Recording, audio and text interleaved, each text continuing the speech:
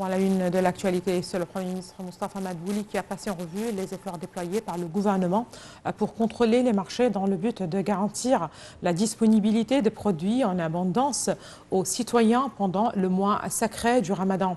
Le Premier ministre présidait une réunion du Conseil des gouverneurs pour examiner les préparatifs du mois du Ramadan, à laquelle a assisté un nombre de ministres, dont le ministre de l'Approvisionnement. Lors de la réunion, le chef du gouvernement a affirmé qu'il y avait eu un accord avec les chambres du commerce et les fabricants des biens sur le pompage de grandes quantités de produits au cours du mois sacré, ce qui doit mener à un équilibre dans les prix.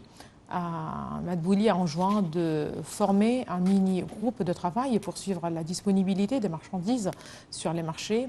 En ce qui concerne le dossier des empiètements sur les terres agricoles, Moustapha Madbouli a réitéré la responsabilité des gouverneurs dans cette affaire et ce en surveillant tout empiètement sur les terrains et le résoudre immédiatement. Il s'agit d'empêcher tout soutien de l'État aux contrevenants et de prendre des mesures juridiques dissuasives contre toute violation. Dans ce contexte, le Premier ministre a assuré que ce dossier représente une ligne rouge, notamment à la lumière de la loi de la réconciliation.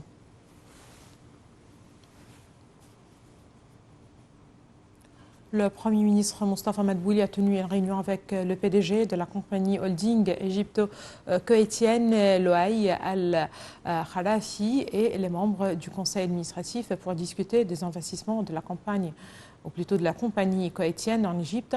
Al-Kharafi a passé en revue les activités de la compagnie et a souligné qu'elle continue à élargir ses projets, notamment le projet de bois MDF, dont le taux d'investissement atteint 120 millions de dollars.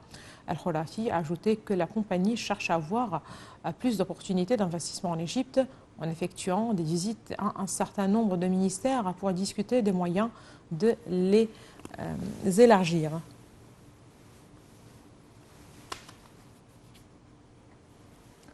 Eh bien, le Sénat, présidé par le conseiller Abdelwahab Abdelrazaq, passe en revue la stratégie de développement du secteur des transports.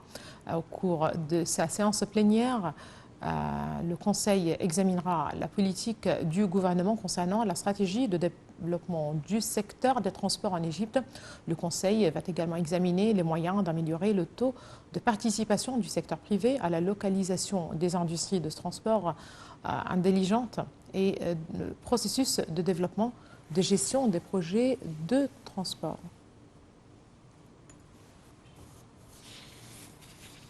Cheikh Al-Azhar, le grand imam Ahmad Al-Tayyib, a déclaré que la position du Brésil était juste et humaine envers les Palestiniens innocents à Gaza, soulignant l'harmonie entre la position brésilienne et celle du monde libre.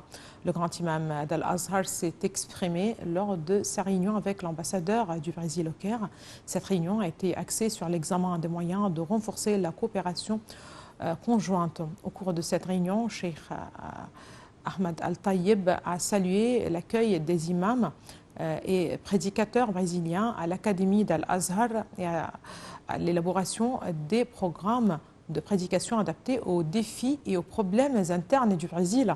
Pour sa part, l'ambassadeur du Brésil a mis l'accent sur le rôle majeur joué par Al-Azhar dans la diffusion de l'image juste de l'islam, appelant que cette institution soit présente dans son pays pour jouer un rôle encore plus important au profit de la communauté musulmane du Brésil.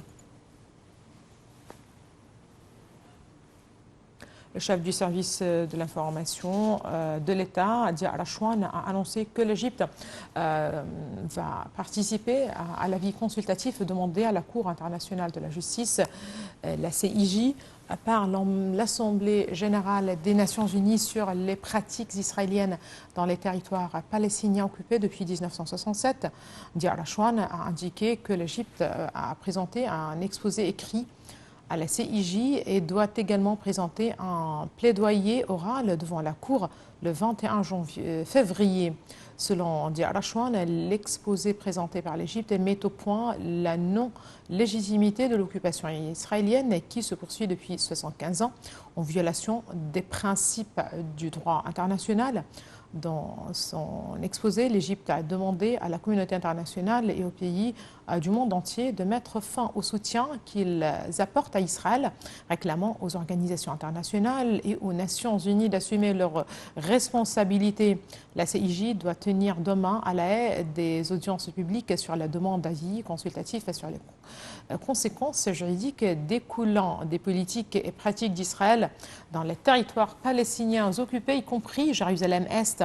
52 États et 3 organisations internationales ont exprimé leur intention de prendre part à la procédure orale devant la Cour.